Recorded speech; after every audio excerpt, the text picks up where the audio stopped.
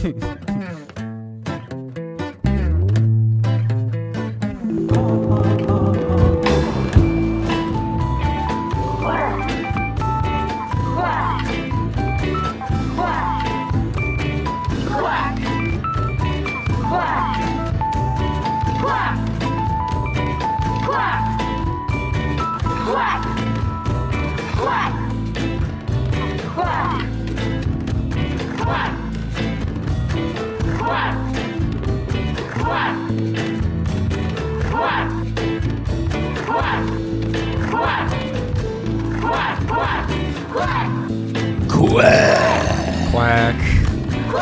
Quack, quack, quack, quack, quack. Quack. Quack. Come on, Adam, quack. Quack, Quack. quack, Adam, quack. I guess quack. 12 Quack, and quack, 0. Adam, quack, quack. 12 and 0 was the goal. My name was Adam Chamel. I don't even know what it is now. I'm Aaron Schroeder. Yeah, that's right. Aaron, we lost a game. Did you hear about it? Did I hear about it, my guy? But I watched it in real time. I watched it in the damn stadium, my man. Look, you see how upbeat I am? Mm-hmm. Let me tell you about my football weekend. Okay. Starts off strong. Wake up, great mood Saturday. Oregon Ducks lose. Yeah. They lose. Mm-hmm. So then I'm like, well, still can wake up at 5 a.m. to make sure that I catch them Hawks. Get some... because that game should be exciting. It's in Munich, for Christ's sake. Get some sausage and big beer. Well, and, yeah. They lose. Mm-hmm. And then I'm like, well, you know what? I'm just going to keep upbeat about it because the Cowboys are on tonight. And I tell you what, fucking it's Cowboys. going to be great to watch them win a game. Ugh. Your third team's the Cowboys? They didn't win either. Yeah. So, hey, you know what? It's whatever, dog. It's just a game. Yeah. I suppose it is a game. I'll tell you this, Aaron. I'm not necessarily devastated. I mean, it was nice because the goal is always to win a national championship. Like, we can wrap this podcast up when we win a national championship in football. Sure. But that being said, I wasn't stoked of the idea of this team in particular making the playoffs. I mean, I would have been ecstatic. I would have been excited, nervous for the game, and then I would have most likely assumed we were going to lose to whoever we played. You know, I feel like we would win a national championship had we been able to go that path. No doubt. No doubt in my mind we would have. If we could have gone that route, we would have won the whole thing. If we would have won every game and been the best game in the country, best team in the country, we would be the best team in the country. I agree. Right. But, now, also, here's what I actually got worried about in the game. And you were there, everyone, just so we know. Adam was in the stands. In the building, yes. And when the announcer says out loud, 10-minute drive, my mind almost exploded.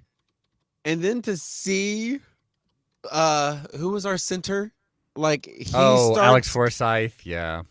Well, and then quarterback gets hit a little. I'm like, you know what? I don't care about this game anymore.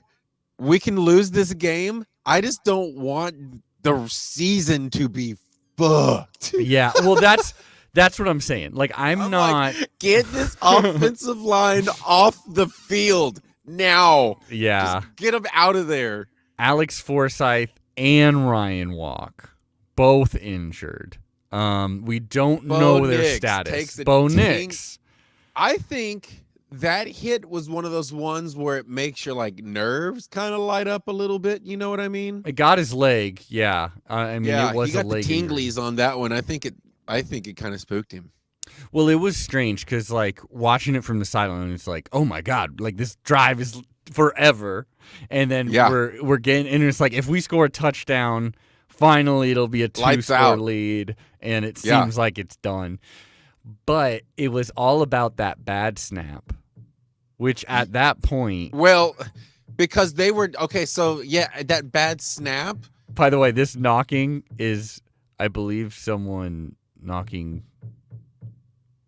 I don't know what's. I don't hear any knocking. I don't think anyone hears it but you, bud. I'm going crazy. I think my next You've door watched neighbor too many horror movies, my guy. My next door neighbor is I'm assuming nailing something into the wall. Or Oh, I bet they are. Mhm. But see, now you made me lose my train of thought. It really threw me out. Well, that's what happened to the Ducks. Clearly, well, okay, that bad. Well, snap. oh, okay, right. This is what I was gonna say. So that bad snap, literally 2 plays before that, maybe the play before it, It was the play is before. when the announcers said out loud, "This drive has been going for 8+ minutes, and the guys have got to start feeling tired." And and then all of a sudden it started happening, and it was just like, you assholes did this. Y'all brought it up, and you ruined the moment. I'll tell you about this. Even in a game where it's like, even with that bad snap, which was amazing that Bo Nix was able to bring it in, because that could have just gone over his head and that could have been touchdown. That could have been it. But I was amazed that Bo Nix was able to rally that in. But it's just, there's so many games when you get that bad snap, it seems to just truly be a curse. You're just done. Like, I don't know if it's probably me, like that Stanford game in 2018. There was a bad snap there. Sounds like we're getting into conspiracy corner. Okay. I guess so. I don't know. You're really not hearing this thumping? Am I just losing my mind? Is it a telltale heart situation? I think it is. That I killed. Well, be sure to edit this out. What it is, it's the sound of the Ducks coming to tell you that just because they lost this game, and by the way, Washington's a good team, right? They are a good team. They've lost 2 games this season. One was a bad loss to Arizona State. That's tough. The other one was to UCLA, a team that was very competitive against us, and they rallied back in that game. And it didn't make me feel, this particular loss didn't make me feel so bad if you take the injuries out, because like the injuries could be devastating, and it could truly be a 2007 Dennis Dixon situation. We can get into that in a second. Okay. But it didn't make me feel so defeated, because it was like our strengths were still our strengths. We were still, the offense was a hell of an offense. We were rushing. They could not stop the run at all. That game was ours. Like, it was a for sure game. Watching it, thinking about everything that Hythloday says, it was just like, we're doing it all correctly. Because we're doing it all correctly, we're following the system. The shit is ours. And then it was just like somebody went to the mechanism and pulled out a little pin that holds the whole thing together. Yeah. Well, it was just like, so happens to be our center, because it's like, of course it is. Yeah. That dude's a monster out there. Alex First, I mean, one of the best, one of the absolute best. I was thinking about him the whole game, going, this dude is going to the NFL. He is going to rule. I mean, he's key. He's a center. And So- Jackson Powers Johnson, I do believe, spelled him and I think Falope. I forget exactly. I'll ask Hythloday, but yeah. So the offensive line actually was still holding up pretty well, even with those injuries. The problem really was the defense. I mean, I think that's pretty clear, right? Well, two deep touchdowns for like 60 yards. Those have been happening to us all season. That's wasn't the problem. anything that was out of character. So No, I wasn't that's a good point. concerned about them, because we're still playing that. Because, I mean, okay, if we can zoom out, when I was watching this game, there was a certain point where I went, this isn't a football game. This is a boxing match. It was like, just like battling it out and just like slowly learning each other, taking points, but learning each other. And then it was just like jab, jab, jab, jab, jab, jab. And then it was like, okay, now who can stand up for 12 rounds? Yeah. That's Well, what it felt like. And it just felt like we couldn't because of that stupid. The drive was too long, right? We should have at some point called it in. No, in my opinion, okay, let's say that bad snap doesn't happen. We're most likely, just judging from everything else that went on that game, at least getting half those yards. We're at least getting like 2 or 3 yards, which sets up a very manageable 4th down, which most likely the chances are better that we're getting that. Now, one thing I want to say is we really did play in character, because one thing is like, I don't want to, there's a whole lot of times like a couple 4th down decisions, like with Ty Thompson out there, on that 4th down, the second to final drive for Oregon. Brother. I know. Brother, I was like, kid, you've been doing this all season. You just got to stay in the game. You just got to do it. It was his toughest challenge yet. And I loved that he was out there, dude. I hated it. I hated every snap he was out there. See, that's the thing. This game, it almost to me doesn't matter that we lost, because it was such a great story. Like it's like Game of Thrones. You slog through 7-8 episodes of like, what is just happening? And then you get your dragon sequence. But then you get a bad ending. But that's fine because you get a hell of a show. No, bro. No, because I hate Game of Thrones now. I was a giant fan, and then it sucked, and now I don't like it, and the world seems to not like it. That's what I'm afraid. We're teetering on the edge of. Look, if Adam, our center, if two starting linemen are out, and Bo Nix is out, and Ty Thompson is the quarterback, we're fucked. Lost to Utah, lost to Oregon State, yeah. No Pac-12 championship. That's what I mean. Here's what I'm suggesting. You may notice that I wore the color blue today. Yeah, what the fuck? Yeah, what's this? Do you know what happens when you combine blue and green, Adam? Well, you get purple. Why the fuck would I care about that? Or what color do you get? Yeah, purple. I don't want that. Why would we want that? Because are you a Husky fan? Maybe we should start thinking about covering both. Oh, fuck. Okay. So Schroeder's muted for a little bit. I'm gonna bring on our next guest. That's right. Schroeder's in a timeout because he's with one fucking Husky win. He's ready to go over to their side, so maybe he won't be on next week. We'll see. But we do have his potential replacement, and that would be from Addicted to Quack, our resident film our resident film reviewer, and dear friend, and hopefully coping mechanism of some sort, Hythloday of Addicted to Quack. How are you doing, Hythloday? I'm well. Blue and green do not make purple. I don't know what primary school y'all went to. One in Oregon. Blue and red make purple. Yeah, and what red is going the on? one color not contained in green. Like, I don't know any of these things. Ask me about my geography next. Education. Like, wow. Yeah. No, I led him down that path. I fed it to him. That's on I me. was like, where are you fault. going? I don't know. I mean, I don't know my colors, but I'm usually not tested on it. God, maybe I'm colorblind. I'll tell you this. Because I went to the game. I was at Autzen the other day.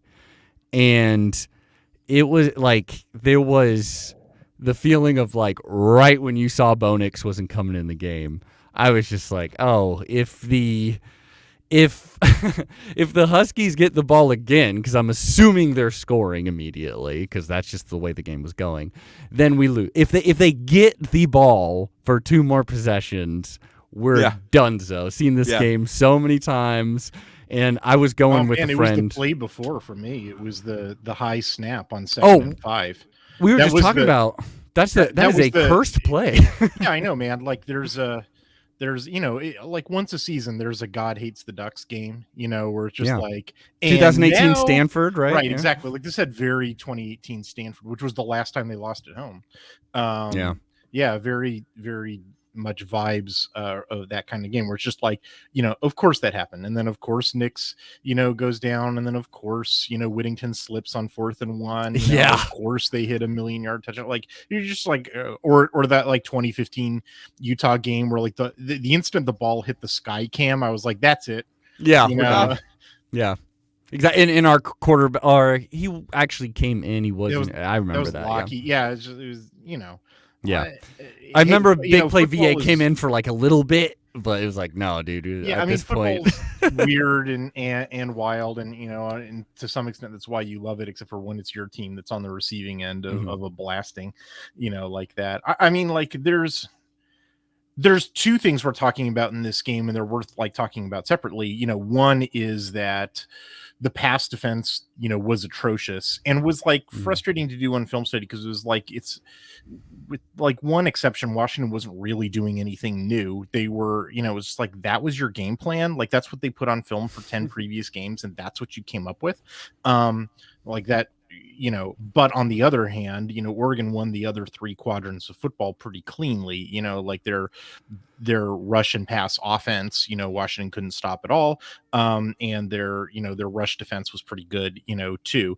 Although Washington rushed the ball efficiently enough to keep Oregon's pass defense honest, which I think is sort of an underappreciated element of the game. But anyway, like you add all that together and like this, it's a closer game than is comfortable, but it's still a game that Oregon should have won. Now, like structurally, Oregon is not going to make it to the next level, make it to the playoffs, win some substantial games until they, resolve, the things that are wrong with their pass defense. So I don't like, I definitely don't want to let them off the hook or anything, but like this still should have been, a win, if not for the sort of the God hates the Ducks factor. And then also I think there were just some errors, like that the high snap is an execution error, running Knicks on 3rd and 5, is a tactical error, kicking the field goal on 4th down was a strategic error because they're up 4, right? If they punch it in for a touchdown, they're up 11 with 4 minutes left on the clock. It doesn't matter if Washington can hit a touchdown in a short amount of time. Oregon just goes back and runs the ball again, runs out the clock. They walk out of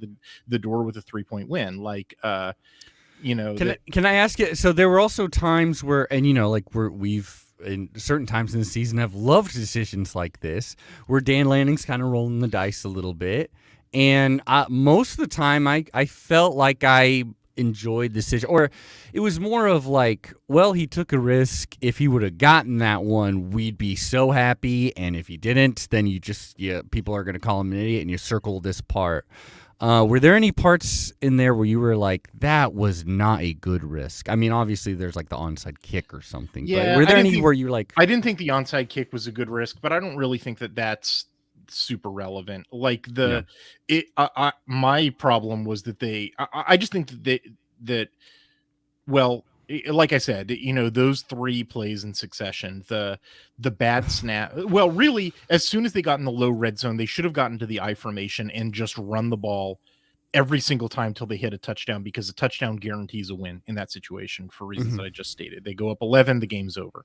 And it's not like the I formation was this foreign concept to them, like they've been running the I formation successfully all year long. If it's 2nd and 5, on whatever, yard line that was, just pound the ball over. Were we in the eye when we were in the end zone on, I believe, our first drive or something? That was, they did that Emery and Henry thing, which they've never actually run. It was the play clock was too low. I didn't like that I didn't love or anything, but like they did get back to the I formation, and then it was the bad snap. And that was the only time they did the I.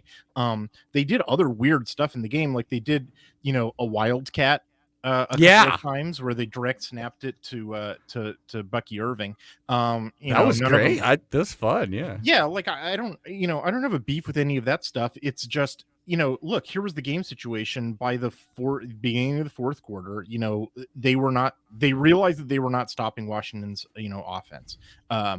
They decided to go on a death drive to end the game because they were up 4 and they had possession of the ball with 15 minutes left on the clock. That was the correct decision. They then marched down the field because of course they can. They then get down to the low road zone, and this is where this is where, not unforgivable, but like these are major strategic errors. They should have gotten in the I formation and just pound, pound, pound, pound, pound, pound, pound, pound, pound, even if it's fourth down, pound, pound, pound until they get a touchdown, because there's no way that Washington was going to stop 6 I formation runs in a row. And even if Nick somehow got hurt, within my alternate timeline, even if somehow, the football gods, spliced the veil and hurt Nick's on an I formation run, that Ty Thompson can take a snap and hand the ball off in the I formation. Like, it's not dependent on the quarterback making a read or anything. Their failure to do that, I consider to be a major strategic error. And then, back to the other thing, like their failure to not have a better plan against this passing attack. I also consider to be like a planning level error. It seemed like they really just kind of threw their hands up and were just like, well, our plan on defense is score more points on offense. Okay, that you can win a game that way. Like, it's not there sometimes, you just face an offense that you don't have the personnel to defend. Now, there's no such thing as a national champion winning team that for which that is true, right? Like, if you have decided I can't do this thing, you have decided that your ceiling is a New Year's Six bowl, maybe. But if you accept that, you should still be trying to win games by, planning and strategically sound decisions. And that element failed as well. And then, God hates the Ducks, so you had Bonus get hurt, et cetera. And so, and I also wanted to ask, there's a lot of talk. There's been a lot of talk this whole season, especially when you're losing to Kayvon Thibodeau. Your pass rush ain't going to be the same. How have you been feeling of, like, if we know we haven't been the best at actually pressuring the quarterback, is there a decision you got to make where it's like, maybe we need to just kind of abandon that a little bit, or on key moments, or is it, or have you noticed anything that I don't know what the answer is after having made the realization that rushing 4 is never going to get to the quarterback. I think they need to make that realization and then have a plan that assumes that is the case, that rushing 4 will not reach the quarterback. But I don't know what then the answer is, because I'm not. If I knew what the answer to that was, I wouldn't be talking to you. I'd be getting paid millions of dollars to be a defensive coordinator. Fair enough. Like, I can't, so maybe it's something like they should be dropping 3 and playing like cover 3 man or something like that. Or, maybe they should blitz all the time. That's Utah's solution. Utah can't get home with 4 and they blitz every time.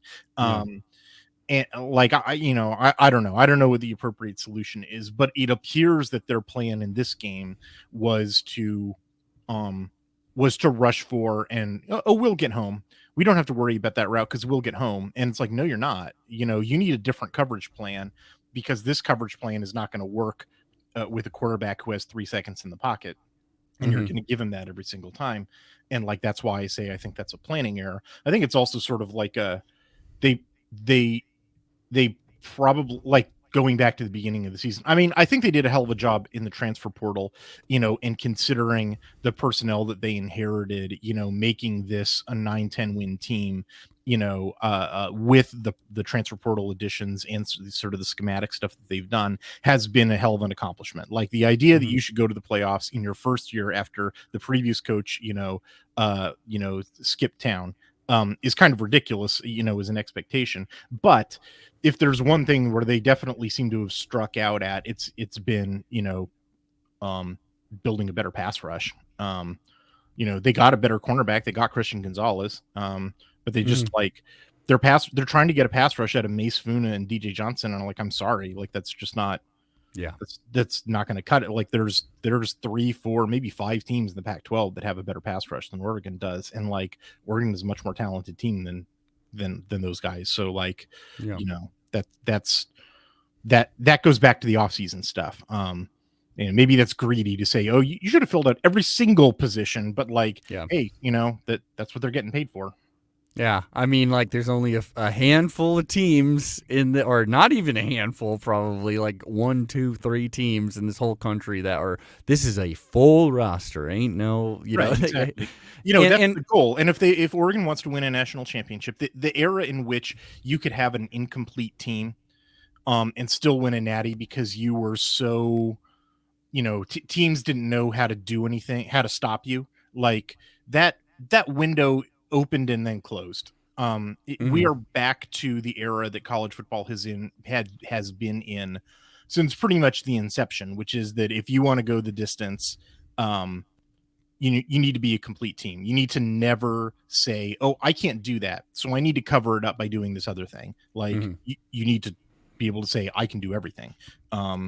So speaking of which, as I felt the air in the entire stadium just completely evaporate once Ty Thompson took the field. Not to, that's another one. I mean, they went out and got a great transfer portal quarterback, but apparently they were left with a couple of duds.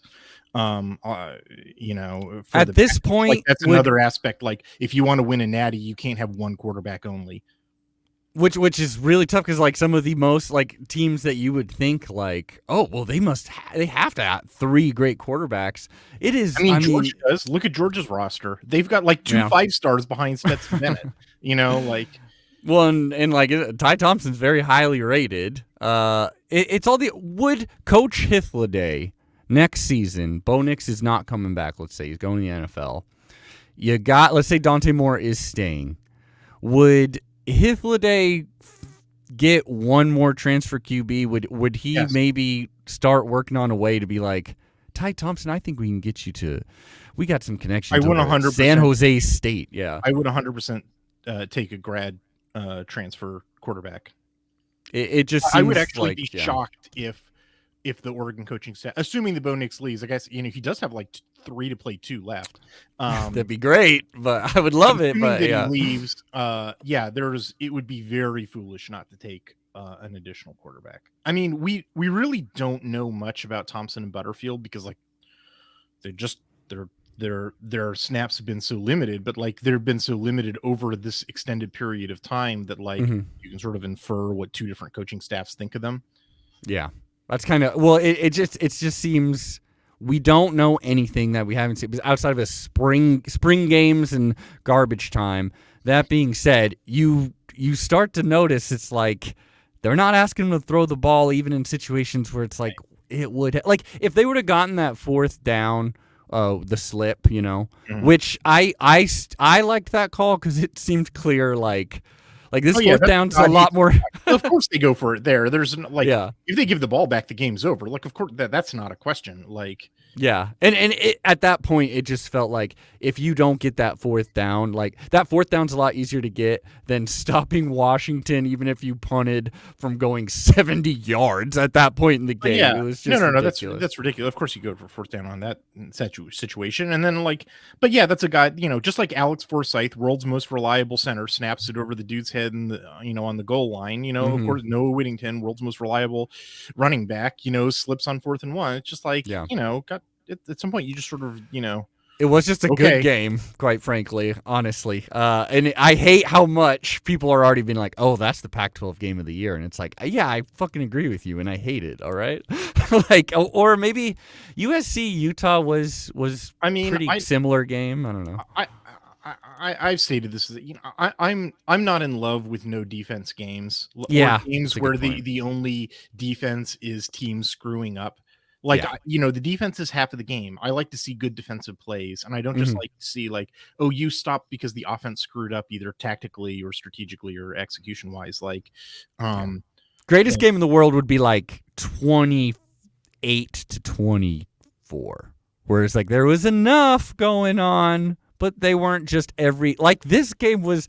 Aaron was saying this was just a punch where no one was blocking. A boxing match where no one was blocking and just back and forth head hits. Yeah, I mean it was nuts. Yeah, I mean we were also both saying that it's not. It did feel like Washington beat us the way that Washington was gonna beat us. They followed their strengths to as strong as it could be, and we game looked that good. Played out was the only avenue that Washington had to win. And I'm not saying that like, oh, play this game 100 times, 99 of them are clean Oregon wins, and we're living in the 1% universe. But I am saying that like there is no other way for Washington. Like Washington wasn't going to win this game running the ball. Washington wasn't going to win this game stopping Oregon's offense. Washington wasn't going to win this game, any other way than they'd pass the ball all over the Ducks, and the Ducks would make some mistakes. That's it. That was their path to victory, and that is the path that happened. And so that part, we were saying like it didn't feel soul crushing, and there's still so much on the line. We could still possibly get to a Rose Bowl, but the thing that would feel crushing is if like Walk, Forsyth, and Nix aren't in it for the next 2 weeks. Yeah, man, I have no way of predicting that. I really do. They haven't said anything. They've purposely said like basically nothing. Like, they're hurt, gone. but it looks like we just don't know. Well, I mean, like none of them were. They want to play. The field. I mean, obviously, Nix came back in and played. Yeah. Walk. They've been rotating 2 other guards. Right. So Harper and Powers Johnson. So like this was what they were preparing for. So like might as well keep them out. And I don't really detect plays in which I'm. It's true that those 2 guys, Harper and Powers Johnson, grade out the worst on my tally sheet. But like I don't really have any plays in which, Oregon didn't score points because those guys suck. There was the Powers Johnson. I guess that's not true. There was the Powers Johnson personal foul that knocked him back from like, Bucky ran for 17 yards, but now it's a 15-yard, penalty. But like, I don't know, man. I don't really think that he did that because he's a true sophomore. I think that just happened. But anyway, so like, I think that Walk being held out. All 3 of them being held out when they were held out looks like they were precautionary things, not like it's not like anybody like got in a cart with an air cast and left the field. And one player actually was 100% faking, so that's good. Did you catch that, Aaron, on the very near the end of the game? It's Chris Hudson, right? I do believe. Yeah, right. He makes a catch and he like is on the ground. He pops up like it's ready for the next play, and it's just one of those things where it's just like, oh no, I should be injured, and then he lays down. It's like, oh, and like it's one of the. I mean, the same thing with Nix and Forsyth, right? Like Nix and Forsyth, after those plays where they were injured, also both stood up and were walking around, and then all of a sudden hit the floor and are like, no, I can't do it, because like that's what adrenaline does to you. Like people who treat that as evidence of faking injuries have clearly never played high level competitive sports, because like the adrenaline pumping through you so much like keeps you from it's not until you put your weight on something a certain way you're just like, oh shoot, I can't do this, like I bent my watchers can watch. See how look at my pinky, YouTube viewers. It's all crooked. That's because there was one halftime of an NFL game. Me and some friends drunkenly went out and were throwing the football around. Our lawyer Kyle. And the tip of the football, is a cold day, hit just the tip of my pinky, and it just like 90 degrees. But it was like a good 3 hours till I felt like anything about it. I was like, no, this thing's fine. It's good. And then it hit me, and the pain was terrible. And that sounds one little pinky on a little dinky guy like me. I can't. So they were able to play through so much, but like the Bo Nix one, he really did. He jumped up. He was good to go, and then it was. Then he just definitely he sits down. Yeah, it's just like, he looked like Jello for a little bit. But then it was funny because he goes into the tent and he probably got I shouldn't speculate about his medical treatment, but I am 99% certain what happened was they just gave him a Toradol shot, because like those guys they're up to their eyeballs in Toradol for most of the game. I'm sure they gave him a motivational speech. And he's like jumping around. He's like, put me in, coach. I'm ready to go. Yeah. No joke. He had that energy of like when you're at a party and someone's looking bad, and then they go and they like puke, and then they come back and they're like, no, I'm good now. Like, I mean, the game itself, it did kind of just serve as a class. Like there's so many little things that could have gone either way, and it could have been. I mean, we almost scored that touchdown, and then there was our first fumble. lost fumble of the Yeah. season. Was it? I think they said second sack of the season allowed, and I mean, although that wasn't Nick's, that was Thompson's. So even Oh, then, that's right. Nick's has still Yeah. only been sacked once, and even then it was by like half a yard. And yeah, and so there was. I mean, there's a lot of little things. It's just how do you, let's say, because we don't even really got to talk about it. If Ty Thompson is starting this next game, it's going to be a lot like He is. No, I'm saying if. Oh God. It'll feel a lot like when Braxton Burmeister started against Utah and it'll won be that like- game, which I was at. So, but I mean, that's true. He did win that Utah game. That is somehow that is true. And I believe that one was at Autzen. Yeah. I don't know, man. If Ty Thompson's in, just like roll back, roll a joint or whatever, and just like, Yeah. all right, I guess we'll see how this. It's like 2007 all over again. You're just like, it really feels that way. Yeah, and Aaron, we've definitely covered this before, but 2007, I've been referring, it could be like a Dixon year. That was a season where we had a quarterback, an offensive philosophy that just really ignited. Chip Kelly really helping on the OC, and just everything about this program really came together. Our offense was legit. We looked like possibly the best team in the country. Then Dennis Dixon gets injured, and then kind of injured again, and he's out. And once we don't have that quarterback, just lost. And just the season. I mean, we beat USF, drunken USF supposedly, but yeah, that was actually the first game apart. where I genuinely thought that Chip Kelly might have been a genius. Because what he had to do in order to win that 2007 bowl game was actually really impressive as an offensive coordinator. Is taking these misfit toys and making them work together, because it was not the same offense. It was not. If we can find the video of a 2007 game, we would love to watch that with you sometime for a Patreon. That thing might or be an YouTube interesting thing. off-season project. Okay, yeah. I actually have a very high quality video of that one. It was one of the first HD broadcasts, and I managed to capture it. Hell yeah. Yeah, that'd be fun as hell for. It probably wouldn't be very useful for you, but it'd be interesting for us.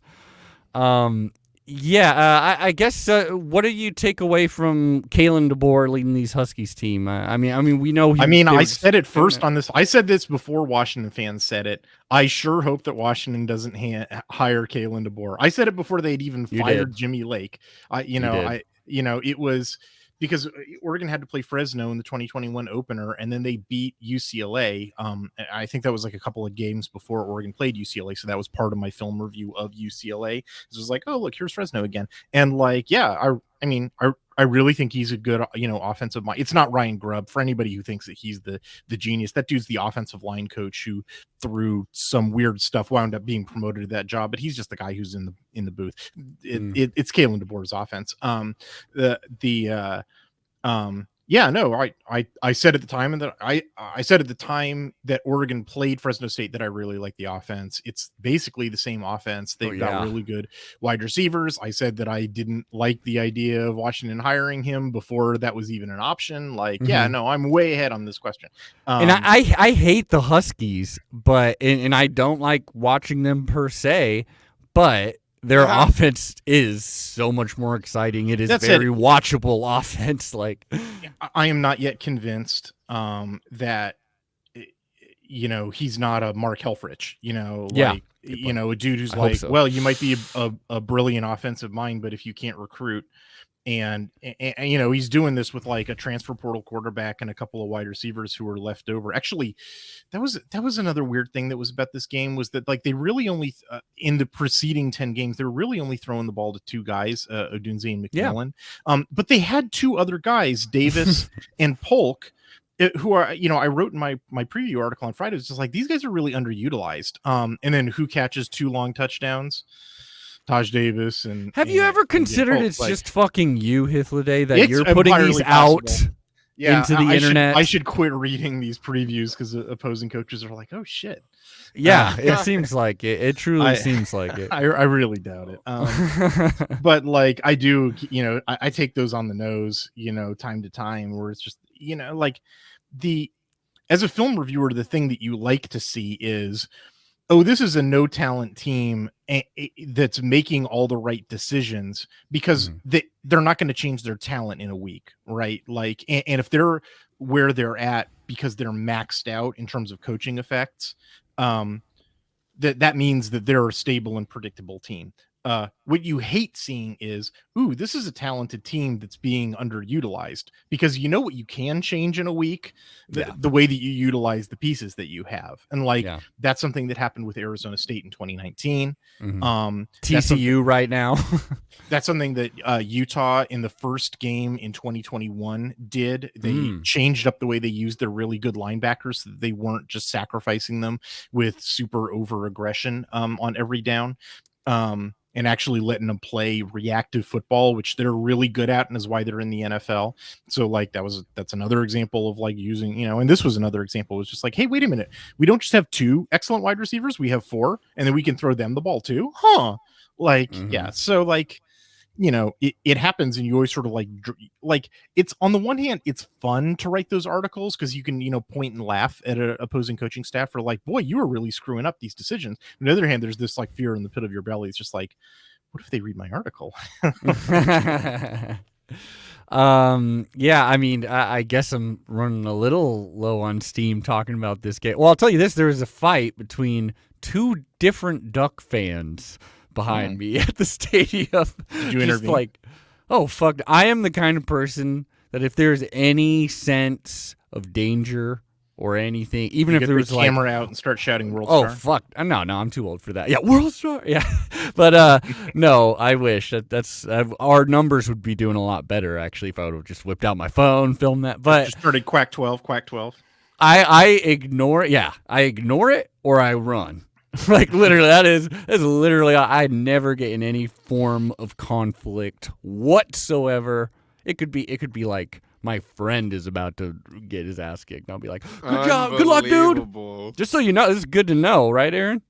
You're a big guy. You're bigger than me. If you're about to get your ass kicked, then I'm certainly not going to make the difference. So. Yeah. I gotta know. That's what I'm. So anyway, what happened with the fight? Who won?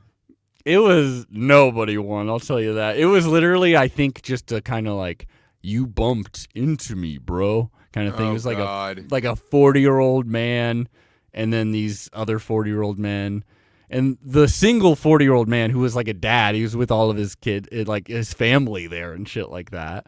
Like the 40-year-old man was definitely way more aggressive and like must have been wasted, I'm hoping, and was just like, even after they were like, dude, just sit down, like stay over there, it's fine, just like just staring daggers at them, not watching a wonderful game. I mean, at this point, like it was still like not watching your team in your stadium, which you paid a pretty penny for those tickets, not watching the game, instead just dead-eye staring at this other fan of your team. And eventually the cops came and they were about to just like kick them all out, and the cop was just like, all right, you guys cool? All right, I'm out of here. Yeah. But it was just, I don't get that style. Like, I fucking love football, but I sometimes don't get the levels of toxic masculinity that goes along with like that. I'm like, I would never get in a fight with, let alone with another Duck fan at a Duck game. Mm-hmm. Like, oh my gosh, I don't know. Gotta open a dispensary at the stadium. That's what I'm saying. Honest, it's like, only a matter of time. People were smoking joints. Replace the beard with weed, and like, yeah. People were smoking joints. Concession sales would go through the roof, right? Like, oh hell yeah. And then again, listeners, we should remind you, I have never actually seen. Neither of us have seen Hythloday's face, so he stayed a little quiet during that story. That could have been Hythloday. Either one of those people. No, I'm just saying. I have stopped a couple of fights at Autzen Stadium, but I have not started any. Oh, so you're polar opposite. There's our first clue, Adam. We have to go through the tape and look for someone who stopped a fight. right before that guy started to talk shit, though, he was like, "My stars." So I was like, "Is that Hythloday?" No. You notice you say that Hythloday? I edit you, so. Yes, I have been known to say My that. stars. You are the only person that didn't die in like the 1800s. I think that says that. But any last words on this terrible game that I will erase from my memory? I mean, I No, I've said my piece on it. Like Right? Yeah. Read my article if you want, more information. But basically, it came down to what we've already talked about. Oregon's offense, both passing and rushing was unstoppable. The rush defense was, certainly did its job. The pass defense was atrocious, and they made some, tactical and strategic mistakes, and therefore they lost a game that they probably odds on should have won. I mean, Vegas did favor them by 2 touchdowns. I guess, yeah, and I've said this too, but like the even though Oregon's performance throughout the year has cleared the general threshold that I note, that as championship caliber in terms of efficiency across the 4 quadrants of football, like it was still very clear. And I tried to say this as often as I could in a team that was winning every game by 30 points, like that it's an incomplete team. They don't have a backup quarterback. They don't have a pass rush. They're not talented top to bottom in the secondary. They're playing a starting inside linebacker who's a converted safety, who's sort of too small for the position. Like there's I actually don't think the offensive line is as good as it was in 2019 or even 2021. Like they're playing a couple of kids in Harper and Powers Johnson who simply grade out worse than anybody did in 2019. They're performing better in the run game because opponents aren't able to stack the box, because Oregon actually has a quarterback who's punishing them for doing that now, and they didn't in 2019 for reasons that we don't need to get into, but it was definitely a fact. It's just like this was anybody who thought, like they might have snuck into the playoffs, but they would have gotten annihilated by any team that deserves to be there. So like, I'm not saying this game is a blessing in disguise or anything. I don't view it that way, but like at some point getting, knocked down to, okay, your ceiling is a Pac-12 championship and making the Rose Bowl, and probably losing the Rose Bowl because you'll play, you'll wind up playing whoever loses the Michigan-Ohio State game, and that team is probably more complete than Oregon is. Although I don't know, Ohio State has sort of looked like maybe they have some problematic aspects. I'm now going into any Oregon versus Ohio State game with blind optimism. So. But anyway, like, yeah, like as sort of a reset your expectations, like, yeah, something like this was probably common. Like this was not nearly a complete enough team in year one under a coaching regime that had literally, Dan Lanning had never been a head coach before, not just not a coach at Oregon before, like literally never a coach, and honestly, the coaches that he's knocked off who've been there in their job for a long time, like knocked off Kalani Sitake, knocked off Justin Wilcox, knocked off David Shaw, knocked off Chip Kelly, doing that in year one, and those guys are in years like 5, 6, 7. So like, or David Shaw has been there since the George W. Bush administration, like pre-internet. When they were just tubes. That some but yeah, no, it's for anybody who's like, oh my god, the season is over, it's like, come on.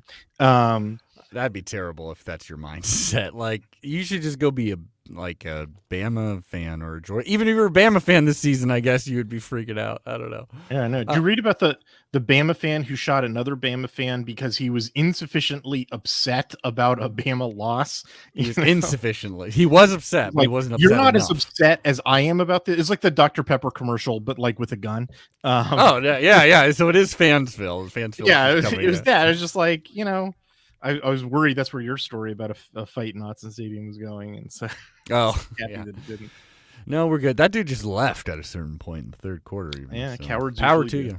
Yeah, he was a coward, and I beat the shit out of him in the parking lot. Aaron, yo, baby. Any last words you want to say about your dogs, about your Huskies, your favorite team? I thought that was the most entertaining game I've seen of football in a long time. It was strike one of 3 strikes for football games for me over the weekend, so it's fine. And whatever. Yeah. I think Hythloday said all of it in laborious detail. But basically, yeah, it's year one. What do you expect? No, we're doing I'll tell awesome. I'll tell you what I expect. there's enhanced roster management tools now that they've removed the 25 initial, counters cap for portal replacements, to the point where like you can't, if you're a team that appears to be on the upswing, which Oregon does, like you're potentially in a position where you can, in a single off season, like grab the pieces that you need. Looking great. With the exception, it's been my experience of the offensive line. So like really more than anything else, the thing that I've got, my eyes glued on is I don't want the offensive line to take a downturn. They haven't. And so therefore I've been pleased in year one. If Oregon went 1-11, not 0-12, obviously that's impossible. But like if Oregon went 1-11, but the offensive line looked great, I would be like, okay, fine. They still have the thread alive.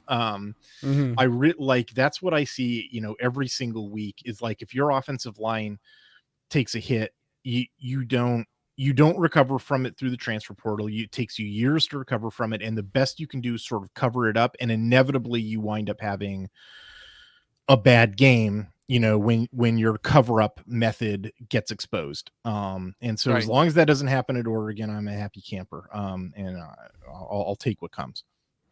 Well, there you go. What comes next is our least favorite teams. Bottom 11. They're not our least favorite team. I can never tell when you're done pitching. It's right there. Usually Dear God, get this man into the... Uh-oh!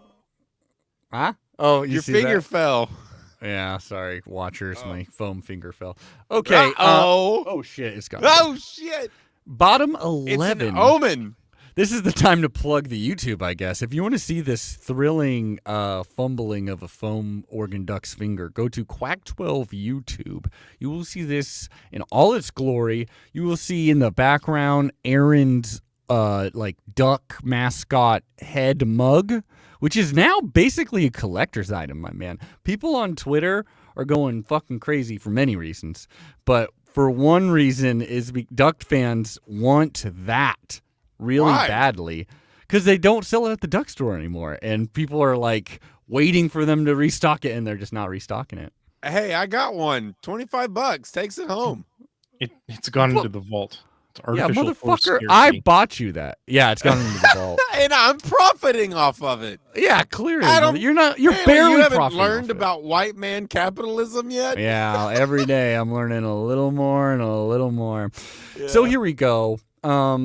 Last week's results didn't really benefit either of us, I'll tell you this.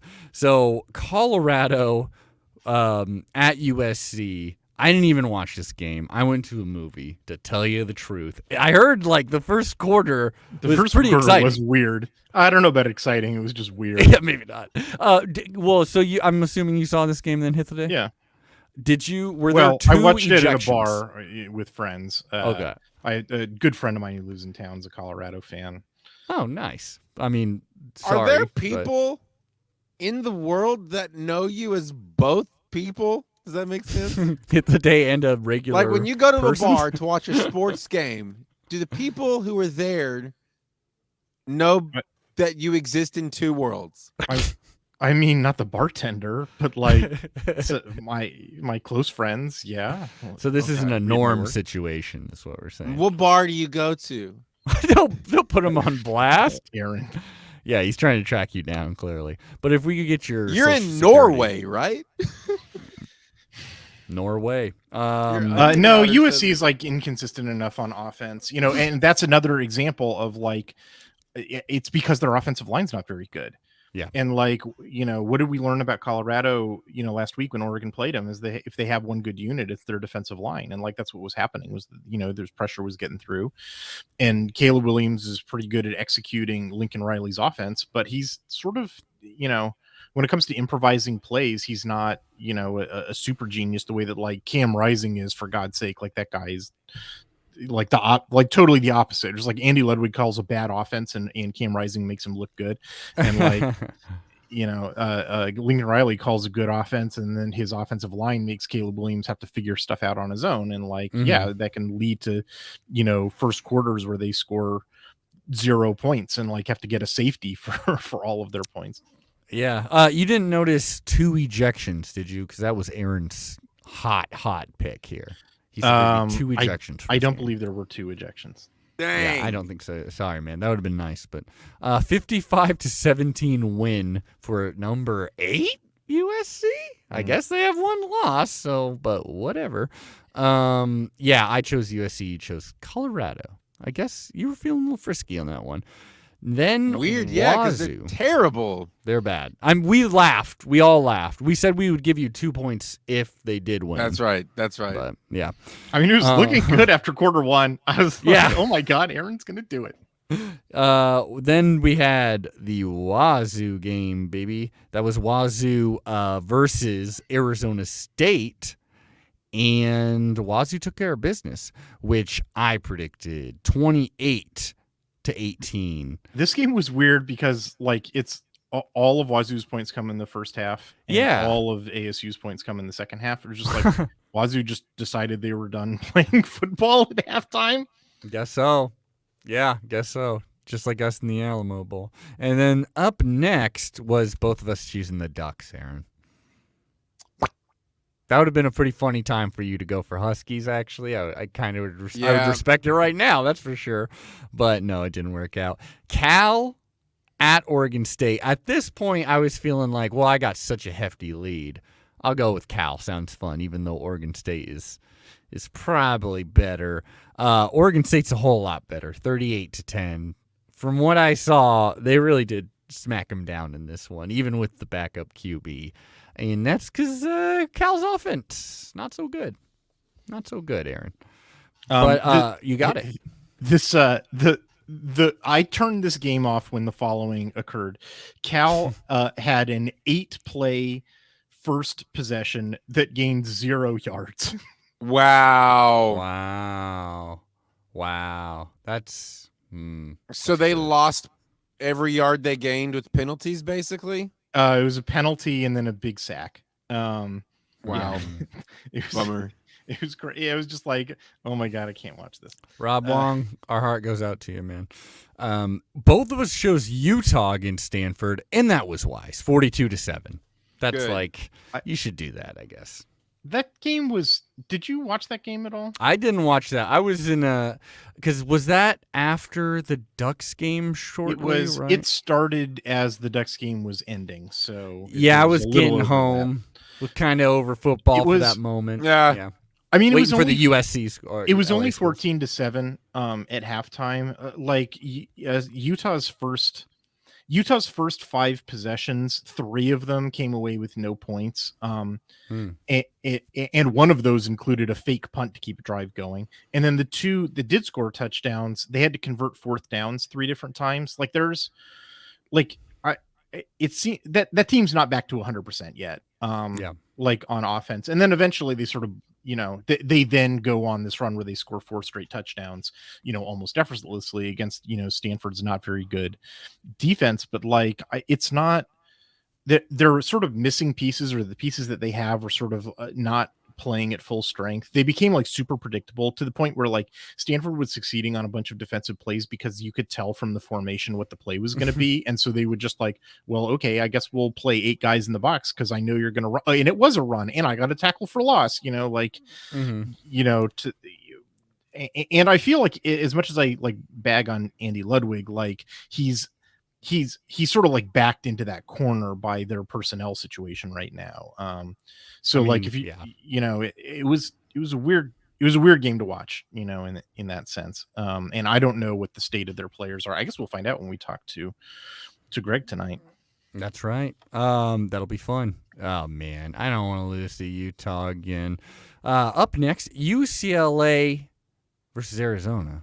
Or at Arizona, I do believe. No, it was versus, wasn't it? Like this is it was in the Rose Bowl. This is in the Rose Bowl. And not like anybody would know, but yeah. That's the thing. It was hard to tell just like the quick shots of like the crowd whether it was a team that had 3 wins going into it or a team that was still in the race for a national championship. They said they're taking the tarps off when USC visits this weekend. So good. Maybe. I mean, you got to air it out, I suppose. Yeah. Well, the massive fan base that is USC and the massive fan base that is UCLA. I mean, I bet first 7 rows all around going to be absolutely packed. Aaron, Arizona won this fucking game, and it was fun as hell to watch. It was kind of awesome. I enjoyed it quite a bit. I mean, it was like DTR had a chance to win it. Last play could have connected with the touchdown, or at least gone to overtime. I mean, they're. Mm-hmm. It was by 6. They could have won with the pad. Yeah, right. Yeah, because I remember there was that moment where they were deep in the UCLA's red zone, and I remember hearing some people kind of talk shit about Fish because he went for the field goal instead of going for the touchdown. Which I mean, I obviously I get going for the touchdown. I mean, that's kind of what we did. Attempted to get the touchdown, settled for the field goal, I believe, but. Yeah, I don't know. I mean, betting that UCLA wouldn't find the end zone with a minute left was in this game was actually a fairly safe bet. True. They were having real UCLA had 10 meaningful possessions and they only scored on 4 of them. They had 6 empty possessions, which is crazy. And it's not like they weren't putting up yards. They were. I mean, they definitely were. Zach Charbonnet almost set a personal record. But DTR kept dumping the ball down real short, and they were just not finishing drives at all. Arizona's offensive performance was about nominal for them, but they were they were scoring on their possessions. They got points on I think 6 out of their 9 possessions, which that's how you win games. They're scrappy. Points on the board. But yeah, this really just came down to UCLA had a pretty off night in terms of finishing drive. I think they only converted 4 third downs. Yeah, 4 of 12 on third down. Wow. Which is just they'd put up yards and they had a bunch of possessions, but they just they did turn the ball over once. They fumbled it, but yeah, man, that just that the offense wasn't clicking in clutch situations, and that's how you lose an upset. Hythloday, what would your immediate reaction to this information be? Dan Lanning, he decides to take the Auburn job. So immediately Oregon goes and hires Jedd Fisch as their next head football coach. I mean, if they had to hire a Pac-12 coach, I would want Lincoln Riley, but I would tell I would tell him to leave, Alex Grinch at home. Yeah. If I had total control, that's what I would do. I would hire Alex Grinch, and then I'd hire Justin Wilcox as my DC. If I had or money increases, but I was restricted to Pac-12 head coaches that I got to fire or hire, that's what I would go with. Lincoln Riley and is that what you said? Or I'd hire a head coach Lincoln Riley and defensive coordinator Justin Wilcox. And if he said no, I have to have Alex Grinch, I would tell him to take a hike. But I wouldn't go with Kalen DeBoer because he needs to prove that he can recruit at this level, and he hasn't done so. I'm not taking Dickert. I'm not taking Wilcox as a head coach. I'm not taking Shaw. I'm not taking Jonathan Smith. That's You're another. Not taking Shaw. He can't recruit. I'm not taking Chip Kelly. That's a been there, done that, and I really don't trust his roster management. I'm not taking whoever the Phantom is who's coaching Arizona, Shane Iguano.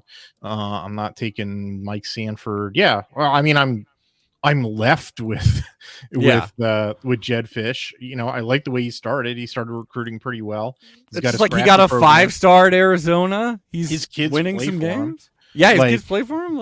I mean, that's what I really noticed. I know I've said this before on this podcast, but what I noticed when I had to do film study of Arizona in 2021, when they went 1-11, and the 1 had an asterisk next to it, was that that team had all the reason in the world to quit, and they didn't. They were playing hard, on every snap for their coach, and teams that objectively had more to play for, USC and Washington, which went 4-8, but if they went 6-6. Could have made a bowl game, and those are really valuable in terms of extra practices and so forth.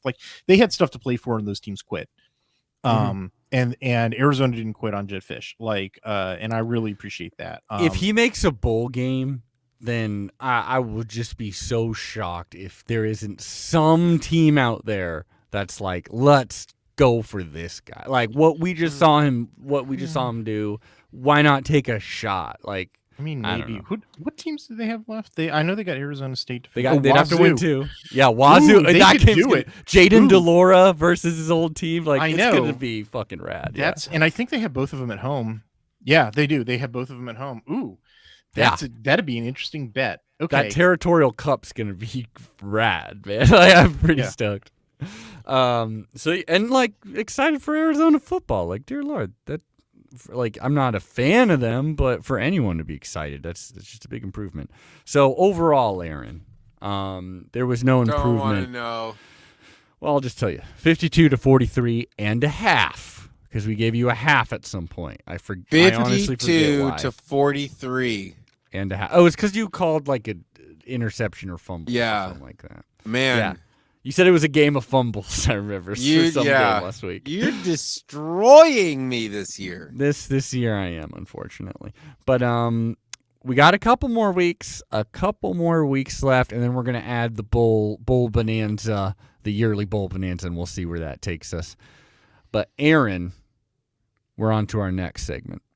The pig. The pigs.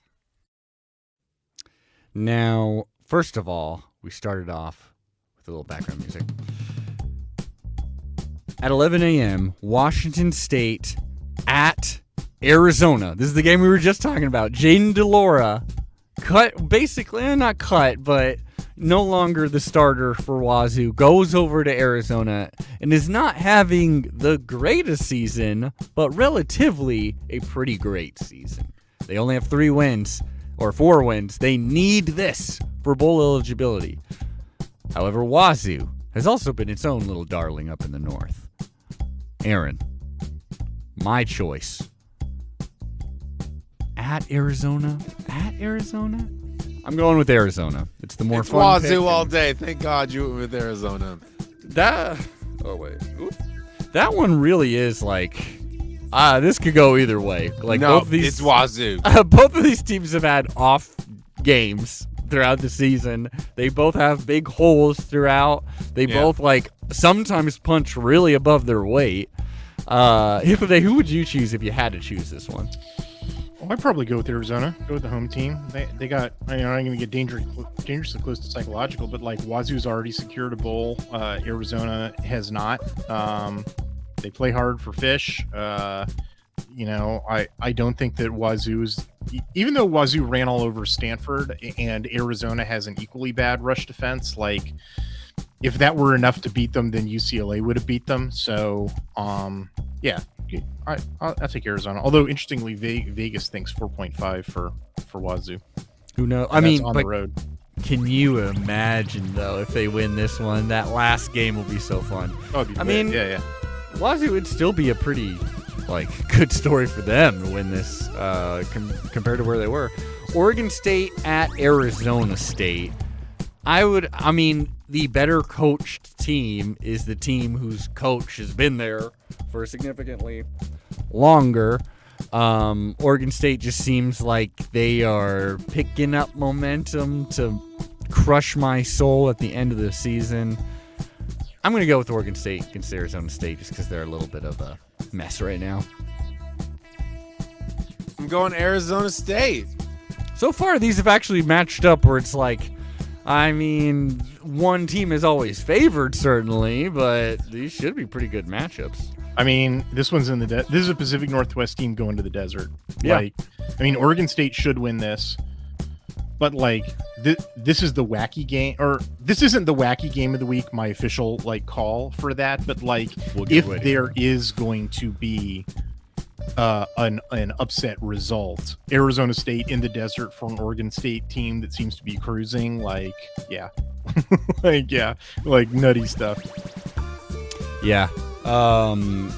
I'm not saying it'll happen, but if an upset happens, it'll be Arizona State Desert Magic, which they've already done once this year. Yeah, they beat the team that just beat us, and then not only that, This is only 15 minutes later after the Washington State-Arizona kickoff, so it's like hopefully we get double screen chaos here. 2:30 p.m. Stanford at Cal. Stanford at Cal, Aaron. Both these teams kind of suck, honestly. Stanford did beat Notre Dame, which is pretty... I know, you were going to pick Stanford. ACC champion Stanford. Like, somehow they beat them, but that really was... That drained all the magic out of the hat that they found. I don't think there's really a way. I think Cal's winning big game. So Cal. Really?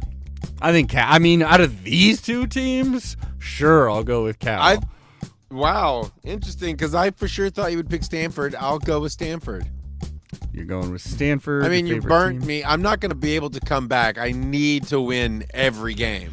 If you went like 100% this week, it would be so crazy, because then you'd be within 3.5, and then we got ourselves a game. Like, Right. I mean, so far these picks haven't been like bonkers. No. You know, like as you said, Stanford and Cal both suck. You know, Cal sucks less, but like, there's no reason why they can't have an especially sucky performance. Yeah. Like, Stanford went on the road and beat Notre Dame. Isn't like good, but they've beaten a good you know, teams that's that true. showed up, Like Notre Dame's like profile looks a lot like Cal's statistical profile. So like, they beat Cal. I don't know. Yeah. Who knows? I mean, I could have said all this stuff heading into Stanford's game last week, though, and they got their ass kicked. So, USC. But they didn't. Like they not in the first half. Like the game had to break, you know, for that to happen. They were competitive in the first half. Goes to show why you invite someone who actually watches these games. Now, I typically do, but at this point in the season, I'm kind of like, once you start to figure out the teams, I do kind of, like in your week 10, I do kind of start to lose steam of watching some of these Pac-12 football teams. Like, there's more college football or college basketball to be had. I think, and yeah, we'll talk about Quacksball later, not this episode. Then we got,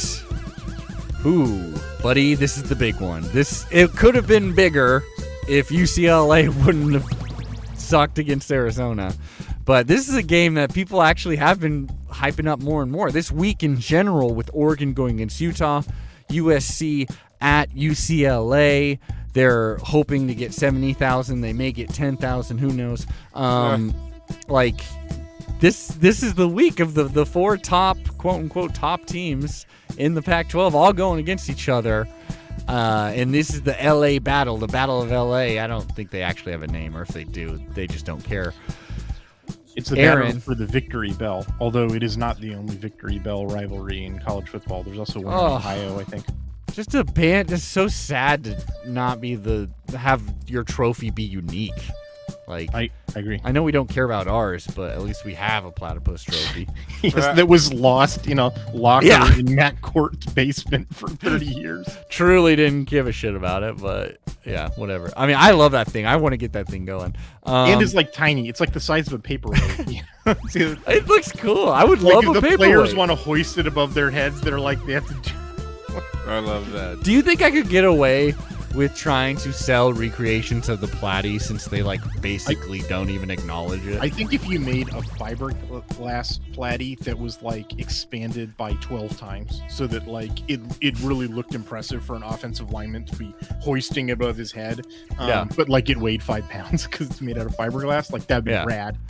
I think we should catch a platypus or platypi for each game and bring it to the game. Platypodes? Is that what they're called? It's a Greek root, not a Latin root. Well, you would know your Greek words, Hythloday.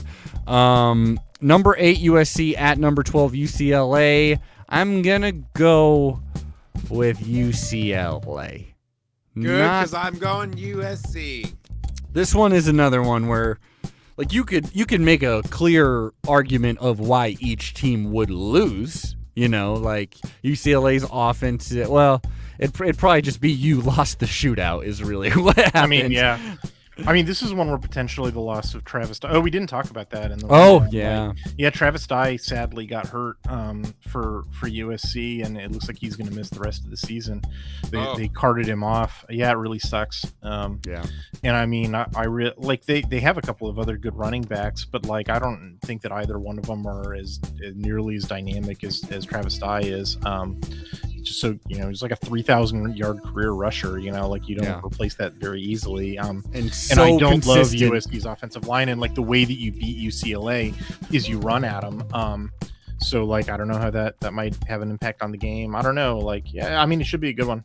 It should be good. Yeah. I don't think either of these are complete teams. I think it's going to remind me a lot of other games that were like important and enjoyable in the Pac-12, but like really just watching them made me convince me how incomplete these teams were. So the previous examples of that were UCLA and Washington and USC and Utah.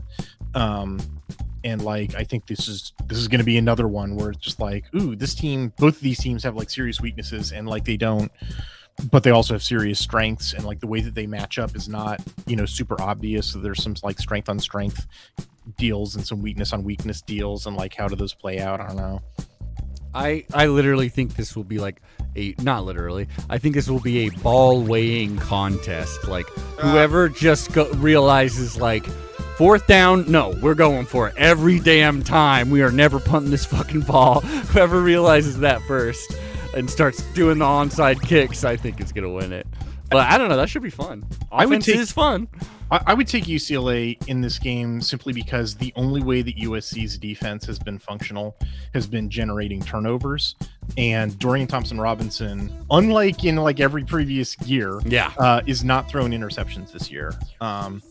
And I think that probably means that UCLA's, will be able to get what they want against USC's defense, whereas there are some things that UCLA's defense does well. So I would give UCLA the edge in this game. Yeah. As a Pac-12 fan, I'm like, I'd really like. Well, first of all, fuck both these teams, but DTR, I'm like I've never rooted for him. But I'm rooting for him this time, certainly. It's just like he's been there since I was born, I believe, and since will be there long after I die. So I'm gonna root for him. He's put in his time, dealing with cranky ass Chip Kelly. So that one will be fun as hell. Colorado at number 25, Washington. I'm going with Washington. This would be funny as hell if they lost. I mean, it'd honestly kind of be an insult to us if they Washington lost. hasn't beaten Colorado since 2018. Really? Yeah. Well, no, they're gonna beat them this year. So, Agreed. Washington. Wow, we even got. You're even back in your favorite team, no matter what. I get it. Hometown team. You know what I'm saying, bro? Hometown team. You fucking like what I thought of you as a person is just like halved in this episode. Find out you're rooting for the Cowboys, you're rooting for the Huskies.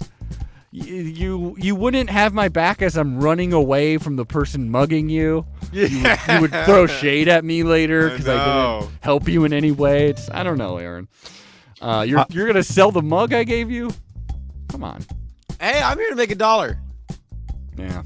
The spread on this game is 31.5 points. I would take the points with Colorado. I think I have a theory, and it will be tested in this game, and I'm curious about it, that Colorado actually has much better cornerbacks than you think they do, and that no one's ever noticed this because their inside linebackers are so bad at pass coverage that like everybody just attacks there, and so whatever. But like the way that Washington's pass offense works, they really have to go outside against the cornerbacks, and like maybe Colorado actually like keeps up with it in the way that like Oregon State, because they have some pretty good cornerbacks. Exactly. They lost that game, but like they kept Washington under their million point a game averages, and like I kind of think the Colorado's defense might be able to do something similar in this game. Like I'm not saying the Colorado's going to win, but like I think this looks more like a 17-point win than a 32-point win. It may get into garbage time quicker than that 33.5-point lead would accumulate. Is kind of what it feels like. Then the final one. I mean, this is Aaron. This is more like how homery are you going to be on this podcast? as a supposed Duck fan, or do you want to beat me? Because it's number 13 Utah. Well, these are going to be different. Utah at Oregon. Utah has very much looked flawed, but they got the loss to Florida, and they lost to UCLA. a team, UCLA. That's right. So, where you got them? Oh wait. Notably, both road games. Obviously, Oregon all day long. I'm going. Oregon lost their only other game of the season just a few days ago. They're not I'm going to go lose with again. Oregon, but I will say, because I should have said my pick first, and then after hearing you say that, I was like, maybe I should just go Utah, because if Bo Nix isn't in, like Utah, like you know. But I'm going with Oregon. I would stay the hell away from this game until I got an injury report. Like, Yeah. For both squads, I guess. yeah, I know. Like Utah, I don't. There's a couple different players who I don't think is over 100%, and I don't know what the status of several key Oregon players are. So, like, I'd stay away, man. Like, yeah. Well, there you have it. It could be a big week for you, though, Aaron. This could be the week you come back. Yeah. I do have a slight fear that we're going to be told here soon that Bo Nix has a lower spinal injury. I don't think they would have put him back in if he did. But I mean, hey, what the hell do I know? I hope he. I mean, what would pinched a nerve in the bottom of his spine. What would almost be worse is if he was fully good to go and our offensive line was good to go, and then Utah just kicks the shit out of us. I don't think they will. I mean, we're gonna get into this with our dear friend later this week, Greg of No Truck Stops. But I mean, Utah doesn't have Washington's receivers or Washington's quarterback. So like, if they are gonna beat us, it's not gonna be the exact same way. They also aren't very good at running the ball. But we'll see what happens. I hope we win. It's gonna suck if we lose. Utah fans will be absolutely insufferable. No, we're gonna win. It's easy. No, it's easy. That's good to know. Do you have a super specific kind of prediction you'd like to make on this game? Yeah, Utah, whatever game, any game this week. You probably don't remember any of the picks you made, but USC, UCLA, Oregon, Oregon State. This week's prediction is that Jesus will show up at the Utah Ducks game. That's actually, I don't know if you were just joking, but that's actually not a bad, that's almost not random enough, because there is a dude who dresses up as Jesus, I believe, for the Utah games. I assumed there must be. Okay, well then this is, you just assumed. If he's there, if he's on screen, not like a snapshot on Twitter or something. If they show him on the broadcast on TV, you get 1 point. If they don't, I get a point. How about that? Sure, I'm for it. Okay. Jesus, if there was ever a time for you not to show up, now is the time. And do you have some kind of crazy, chaotic? Well, if there was going to be some chaos this week, Hythloday, who would you choose? Oh boy, in terms of an unexpected result, I don't have one this week. Like I said, I think Colorado and Washington has a possibility to surprise people with like maybe Washington won't put up 1 million points. People will be confused why that is, except for people who listen to this podcast. But like the first 3 games, the Wazoo, Arizona, Oregon State, Arizona State, Stanford, Cal games, like any of those could go either way, and it wouldn't even require like craziness. It would just be like, yeah, the Pac-12, man, like, none of these teams are that far apart from each other. And then there's 2 ranked games, like top 15 ranked games. And then there's, like I said, Colorado, Washington has that potential, but it's also not a game that the Washington really has any business losing. So like, I don't really have nothing jumps out. Oh, well, that means all the chaos is happening this week. I mean, if there is an upset that will cause people to be like, wow, that was weird, it was the Arizona State Desert Magic against Oregon State, as we already discussed. But that's because that's their only way to win. Yeah. And it sort of feels like that game already happened. So like maybe the Desert Gods are like satisfied. Yeah, I mean, you would hope so. I feel like there's no way Oregon State's losing the week before they play us. I mean, maybe it'd be a look ahead thing. Maybe you could add that, but I just feel like that game's just gonna be intense. So, yeah, and I'm excited for it in a half stadium. Well, Duck fans, it was a rough week. Let's hope for a better week next time. Whatever you wore last Saturday, burn it. All right?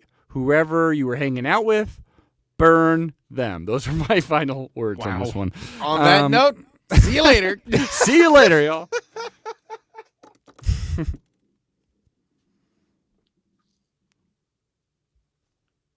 Oh, I'm going to hit it, eh?